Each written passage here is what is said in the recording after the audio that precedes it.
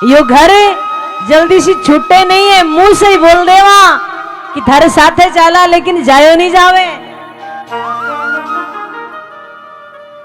या तो दीदी है जो ठाकुर जी की कृपा है, ठाकुर जी के चरणों में बैठी है, बाकी तो मेरे से रुका नहीं जाता, मैं कही देती हूँ।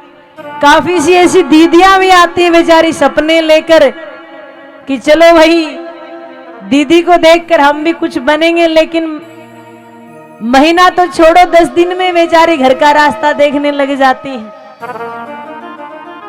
घर की याद सताती है, माँ की याद आती है, पिता की याद आती है, भाई की याद आती है, भौजाई की याद आती है। कहते हैं ना कि ये मन बड़ा चंचल है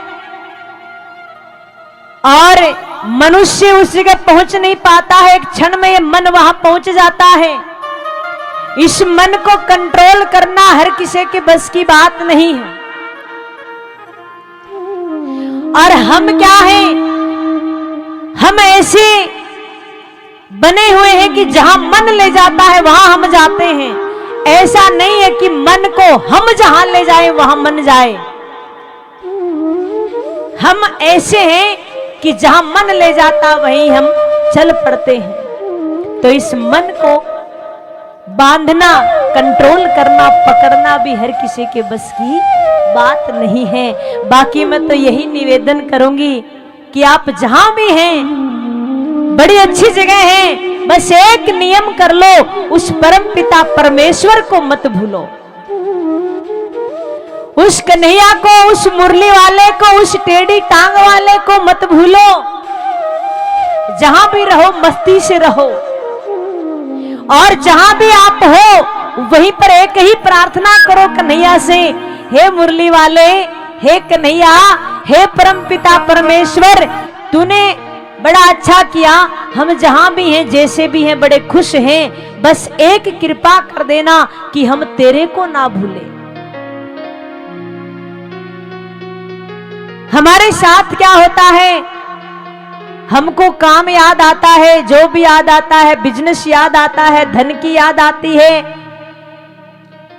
ना, लेकिन उसकी याद नहीं आती है। उसकी याद कब आती है, जब कोई संकट आन पड़ता है, कोई विपत्ति आन पड़ती है, कोई समस्या आन पड़ती है, तो जल्दी से दौड़ करे उसको याद करते हैं, मंदिर जाते हैं, रोते हैं। लेकिन जब तक कोई दुख, कोई संकट नहीं आता है तो बड़ी मस्ती से जीते हैं। लेकिन ये नियम बनाओ कि जहां भी है कन्हैया, ऐसी कृपा करना कि एक पल भी हम तेरे बिना ना जी सके, तेरे नाम सुमिरन के बगैर एक पल भी, एक श्वास भी हम ना ले सके, ऐसी कृपा करना। ये मांगा करो, धन दौलत मत मांगा करो। हमारी आदत है, हम संसारिक हैं, धन मांगते हैं, दौलत मांगते हैं, बेटे पोते बहू पड़पोते पता नहीं क्या क्या मांग लेते हैं, लेकिन साथ कोई नहीं देता है। आए भी अकेले थे, जाना भी अकेले ही है ना। कोई साथ आया है क्या भाई? आया है तो बता दो।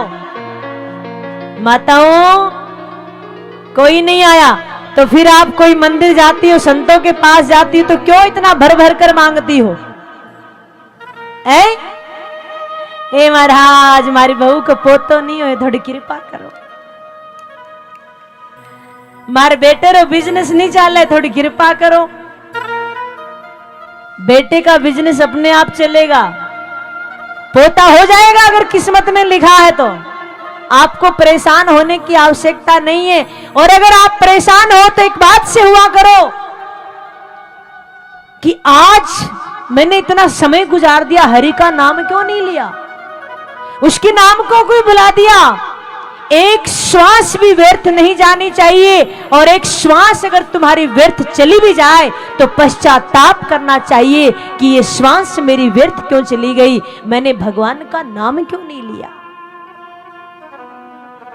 ये विचार करना चाहिए आपको। कभी विचार किया है क्या? विचार तो हम ये करते हैं कि बराबर वाले के पास में हवेली है, कोठी है अच्छी संगमरमर की, तो हमारे क्यों नहीं है? हैं? पड़ोसी के पास में गाड़ी है ब्लैक शीशों वाली, हमारे पास क्यों नहीं है? नहीं, भगवान ने इतना सुंदर शरीर दिया है, 2 हाथ दिए हैं, 2 पांव दिए हैं, मुख दिया है, नेत्र दिए हैं हरि के दर्शन करने के लिए। आपसे बड़ा इस संसार में कोई धनवान नहीं है, इससे बढ़कर और क्या धन चाहिए? भगवान का शुक्रिया किया करो, धन्यवाद किया करो। हे कन्हैया तेरा धन्यवाद। जयपुर के पास में गलता जी पड़ता है, और जहां तक मेरी नॉलेज में है वहां के आसपास के क्षेत्र वाले जब किसी की मृत्यु हो जाती है तो फूल लेकर वो गलता जी ही जाते हैं, गंगा जी की बजाय वो गलता जी ही जाते हैं। तो कम से कम वृंदावन तो थोड़ा ही आगे है, जयपुर से ज्यादा दूर नहीं है, 4-5 घंटे का रास्ता। कम से कम गलता जी तो चले जाना, है ना? और गलता जी जाओ तो मन बना लेना, थोड़ा आगे और लुढ़क जाना, वृंदावन आ जाएगा।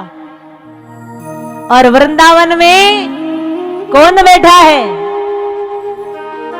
वो राधे लाडली और कन्हैया। और वो ऐसे हैं कि एक बार तुम चले गए ना तो ऐसा हाथ पकड़ते हैं, ऐसा हाथ पकड़ते हैं कि वो छोड़ते नहीं है।